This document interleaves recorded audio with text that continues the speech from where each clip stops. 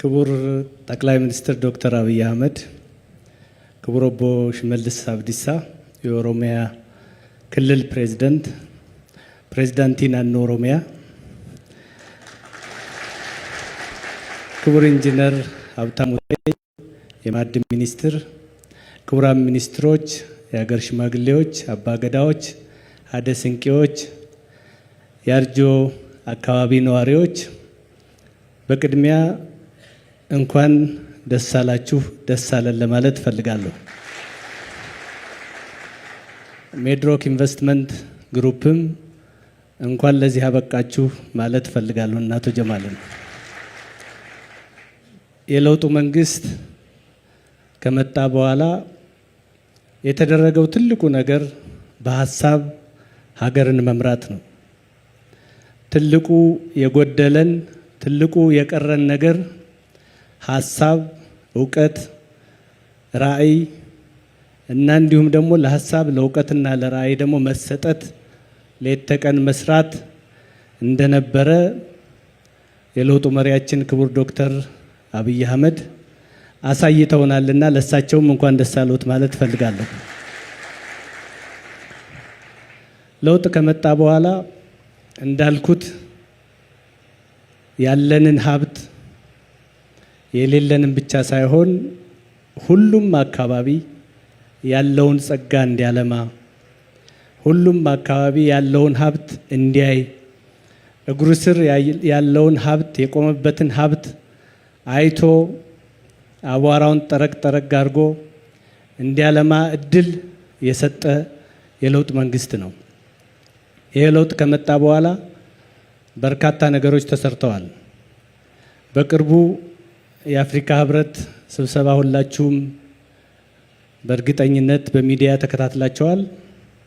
ኢትዮጵያ ውስጥ ምን እየተከሰተ ነው? ምን እየተፈጠረ ነው? አሁን የመጣ ነው ኢትዮጵያ ውስጥ ነው ወይስ አውሮፓ እንዳይባል ደግሞ አውሮፓም እንዲህ አይነት ነገር አይገኝም። ምናልባት ወደ ምስራቅ አካባቢ ወደ እነ ቻይና፣ ሲንጋፖር ወደ እነዚህ አካባቢ የመጡ ነው የመሰላቸው የአፍሪካ መሪዎች እና ይሄ ሁሉ ነገር የተሰራው ሀሳብ በመቅደሙ ነው። በሀሳብ አገር መምራት በመጀመራችን ነው። ለውጡ እንደመጣ ብዙ ችግሮች ገጥመውናል። ከዚያ በኋላ ግን መደማመጥ ስንጀምር፣ መተያየት ስንጀምር ለካ የሚያጣላን ነገር በእግራችን የቆምንበት ነው። ሁሉም ቦታ ላይ ሀብት አለ። አንዳንዱ ላይ የሚታረስ አለ፣ አንዳንዱ ላይ አትክልትና ፍራፍሬ የሚሆናል፣ አንዳንዱ ላይ አዝርዕት የሚሆናል፣ አንዳንዱ ላይ ማዕድን አለ። ገና ያልደረስንበት ሁሉ ሀብት አለ። ከምስራቅ እስከ ምዕራብ፣ ከሰሜን እስከ ደቡብ ሁሉም ቦታ ላይ ብንሄድ አዲስ አበባ ላይ የምናየው የልማት እስትንፋስ ሁሉም ከተሞች ላይ የተደረሰ ነው። ነቀምት መቼስ አይታችሁታል። ዛሬ ነቀምትን ማየት እና ትናንት ነቀምትን ማየት ፍርዱን ለእናንተ ነው የምተወው። ስለዚህ ይሄ ሁሉ ነገር የመጣው በመደመራችን፣ በመሰባሰባችን፣ ይቅርታ በመባባላችን የአቶ ጌታቸው ረዳም እዚህ አጠገባችን መገኘታቸው ራሱ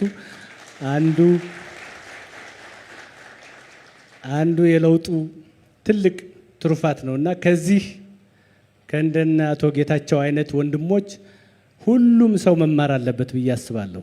ሰላም ከሁሉም ነገር በላይ ይቀድማል። ሰላም ደግሞ በእያንዳንዳችን እጅ ውስጥ እግር ውስጥ ያለ ነው፣ ልብ ውስጥ ያለ ነው። ሁላችንም አካባቢያችንን ሰላም ካደረግን፣ ሁላችንም ከተደማመጥ፣ ሀሳብ አለን፣ በሀሳብ የሚመራ ሞዴል የሆነ ሌት ተቀን የማይተኛ ብቻ ሳይሆን የማያስተኛ አለቃ አለን እና በዚህ አጋጣሚ እጅግ በጣም ትልቅ ክብር እንዳለን ለመናገር ነው። ይሄ ፋብሪካ በጣም ብዙ ተለፍቶበታል፣ ተደክሞበታል። የድንጋይ ከሰል ትልቅ ችግር ነበር ሀገራችን ላይ። ቅድም ሚኒስትሩ እንዳሉት አቶ ጀማልም እንደገለጹት በብዙ የውጭ ምንዛሬ በብዙ ዶላር የምንገዛውን ነገር የሚያስቀር ነው። ነገር ግን ይሄ ፋብሪካ የፌዴራል መንግስት የክልል መንግስት አይደለም፣ የዚህ አካባቢ ህዝብ ነው እዚህ ፋብሪካ ውስጥ የሚሰራ ሰው የሚቀጠር ሰው ከሾፌርነት ጀምሮ የማሽን ባለሙያውና ይሄንን ፋብሪካ የሚያንቀሳቅሰው ሁሉ ስራ አስኪያጁ ሁሉ አብዛኛው ሰው ለዚች ላርጆ አካባቢ ልማት የሚተጋ ያለውን ትንሽ ገንዘብ የሚያዋጣ እና ትልቅ ነገር የሚያደርግ ነውና ይሄ ፋብሪካ ከዚህ በኋላ ለዚህ አካባቢ ህዝብ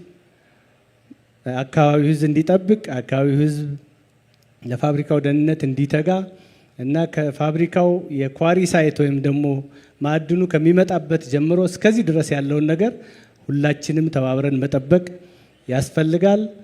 በጣም ትልቅ ተስፋ እያየን ነው። ወለጋ ላይ ዛሬ ደምቢዶሎም ነበር። ከዚያ በኋላ ወደ ቄለም ወለጋም መጣን። ወለጋን በጣም አስሰነዋል። ያው ስለ ወለጋ ሰላም እኔ ራሴ ምስክር ነኝ። ባየነው ነገር በጣም ደስ ብሎናል። እዚህ አካባቢ እንደው ሳላመሰግን ማላልፈው ወንድሜ መስፍን ያው አንድ ወቅት የሥራ ባልደረባ ነበር። አሁን ደግሞ ወደዚህ አካባቢ መጥቶ ያደገበትን የተወለደበትን አካባቢ በማገልገሉ በወጣትነት ዘመኑ ትልቅ ታሪክ ሰርቷልና እሱንም እንኳን ደስ አለ ማለት እፈልጋለሁ። ኦቦ ሽመልስ ያው የወጣትነት እድሜዎትን በኦሮሚያ ክልል ውስጥ እስካሁን ያልተሰራ ያልታየ ነገር እያሳዩን ነውና ለእርሶም ትልቅ ምስጋና አለኝ። አገራችንን ሰላም ያርጋት። ልማታችን ይቀጥላል፣ ስራችን ይቀጥላል። ከእናንተ ጎን ነን። በጣም አመሰግናለሁ።